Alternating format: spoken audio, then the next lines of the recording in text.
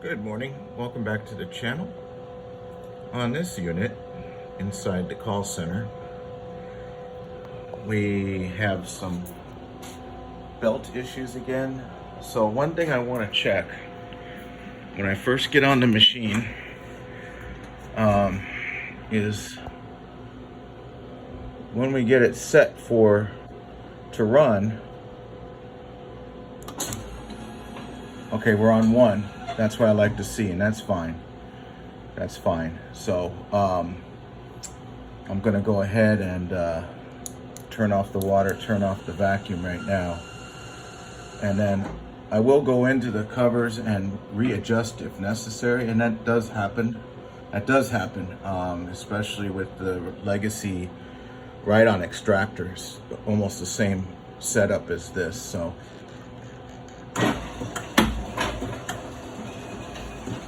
okay, everything sounds okay for now. Let me get the brushes back in and we'll go next step.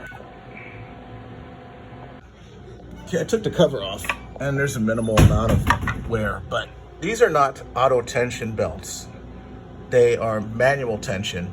So what's gonna happen is once these belts stretch to where they're comfortable and they're effective and efficient, we gotta sometimes come back and push this idler on there. So this is a little too much play right here. Too much deflection on this belt, and it will cause that squeaking, spinning. It's usually gonna be up on the drive side here. So I'm going through both of these and then do a wet test outside. Okay, another thing I found, and I showed the MOD, that the inside of this filter was almost completely clogged. So the best thing to do, now this one doesn't really come out. It's really pressed in there, and I wouldn't suggest trying to pry it out because you'll damage the screen. Just use some warm water and run it through, but be careful about this O-ring because it falls out. And it's a special O-ring that's flat. And you gotta be careful when you put it back in, make sure it's completely seated down inside its groove. So I'm going to fix this up before I put it back in. Also, another thing is this is where it's located, because in almost invisible embossing, that's where they say filter is. I hope that this was shown during the demonstration, but underneath there's a switch right here. You just flip it to one side and it shuts the water off. Okay, incidentally, upon inspection, if you can see, this lip is damaged. And the O-ring is going to go up and it's going to possibly leak. So we need to replace that. This was taken off before and something happened. I don't know what could have happened, but the integrity of this bowl is gone. Okay, I just retightened the belts on both sides.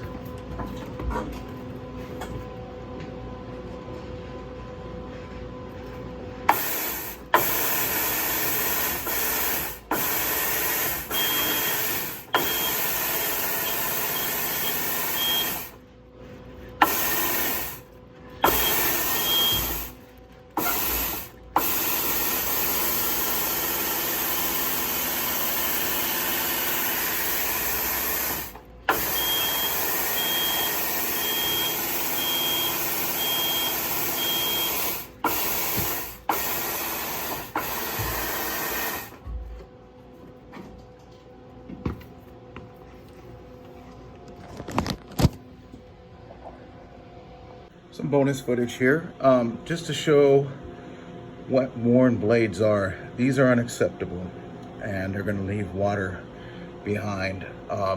It looks like they have been rotated. It took too long to rotate them there. So what that void is going to leave water. Let me get to another perspective. So if you can see where part of the blade is serviceable, see how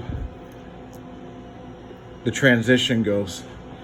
So they have to know when to replace the blades. And I would say with a machine that's a daily use, we're looking at maybe rotating every 30 days or less. It's just a matter of knowing what is brand new and knowing what needs to be rotated or replaced. Also, another thing I pointed out to Manun is they have to know how to adjust the blade deflection. And it's really simple. You can't really mess it up.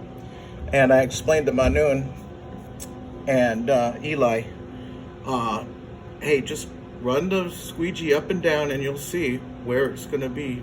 You just meet it right in the middle where you get the best amount of deflection. Deflection being how these blades sit on the floor. You wanna have the front leading edge inside the squeegee at its best possible position, uniformly all the way around. Okay, we're outside and we're gonna go ahead and try to start here. These yellow lights means everything's enabled. We're down on number 1. Sorry about the resolution. I'm not gonna put the chemical down right now, but here we go.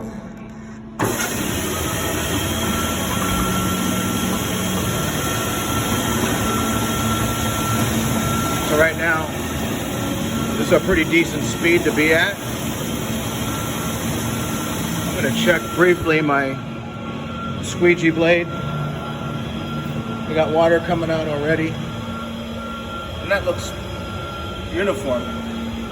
We put the new blades on. Now the only thing that I have not accomplished, which should be accomplished, is a dust mop throughout the whole area. So we can't forget about that.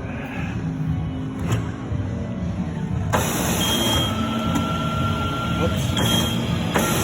There we go.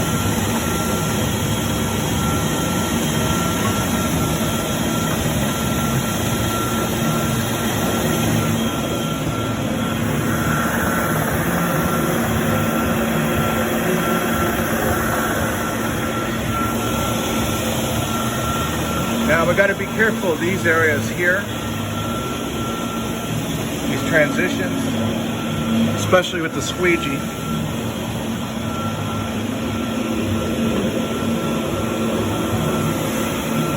I'm gonna go back.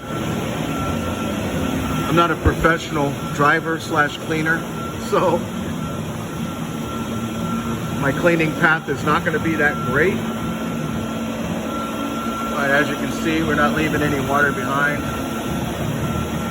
except from when I first started right there.